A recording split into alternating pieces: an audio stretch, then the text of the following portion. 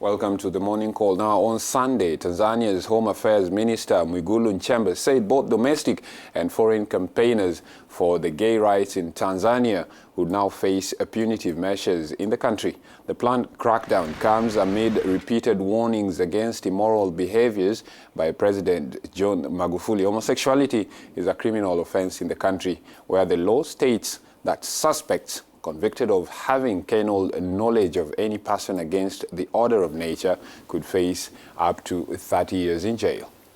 On the 22nd of June, President Magufuli had already slammed Western organizations, in particular those which defend the rights of homosexuals, but also the right of teenage mothers to continue their education. Those who teach us such things do not like us. Those who teach such things do not like us. They brought us drugs and homosexual practices that even cows disapprove of, said the president. He also urged Tanzanians not to imitate these undignified practices. And joining us with Hanan in studio right now, we have Nila Goshal, a senior researcher with the Human Rights Watch in Nairobi, capital of Kenya, and also Ellen Martinez, a researcher with the same group in London, to discuss both of these situations in Tanzania. Nila, I will start with you. If homosexuality is illegal in Tanzania, is the Interior Minister out of place for going after advocates of LGBTI rights statement? Being gay is not illegal. What is illegal is sexual relations between people of the same sex. Now, that in itself is in violation of international law, because everybody ought to benefit from the right to privacy. What happens behind closed doors in somebody's home isn't the government business, and it also violates the right to freedom from discrimination.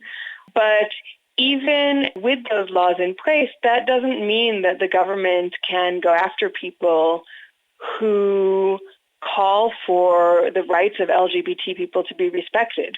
They're two completely different things. Now, Nila, if the government carries out its threat to expel foreign LGBT advocates and revoking the registration of NGOs that are campaigning for such rights, for the gay rights also, what's going to happen after that? What's going to be the repercussion? I mean, the situation in Tanzania is already very rough for LGBT people. There are a number of organizations that work on both health issues for LGBT people and for basic human rights issues.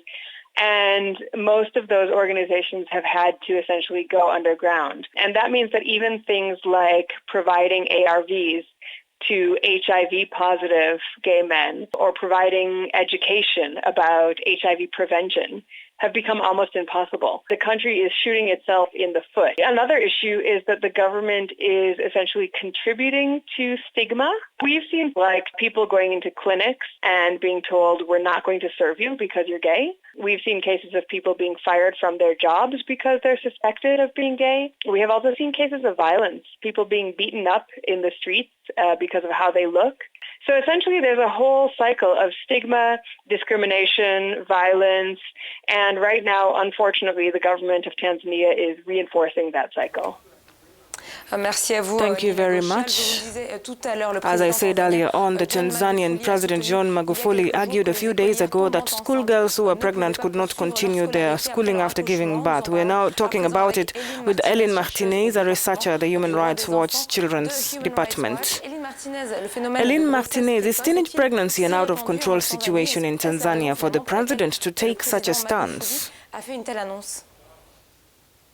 It's very problematic that the president of a country has come out attacking adolescent girls instead of suggesting a proactive way of actually handling teenage pregnancy and ensuring that all girls can go to school, which is part of his country's mission.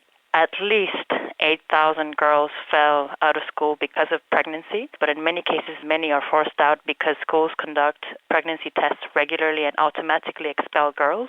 And it's an underestimate because we know that school officials actually don't report the reasons why girls or boys fall out of school. And in fact, most school officials would say that they know who has fallen pregnant, but then they wouldn't report that.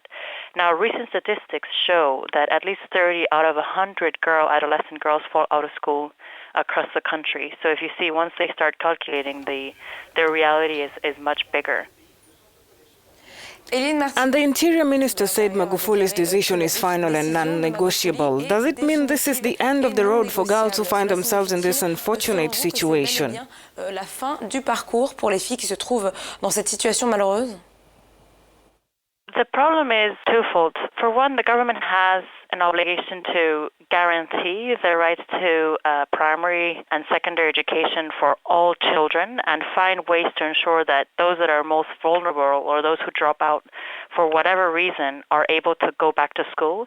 The reality is that once girls drop out of school, they find impossible barriers to go back. It's an easy escape for the government to say that Tanzanian groups have been advocating for the right to everyone to go to school, and in particular, they've been working with the government to adopt a re-entry policy to ensure that pregnant girls or young mothers are able to stay or go back to school once they've delivered. There's a draft ready. They launched it at the parliament, and then there's this whole setbacks.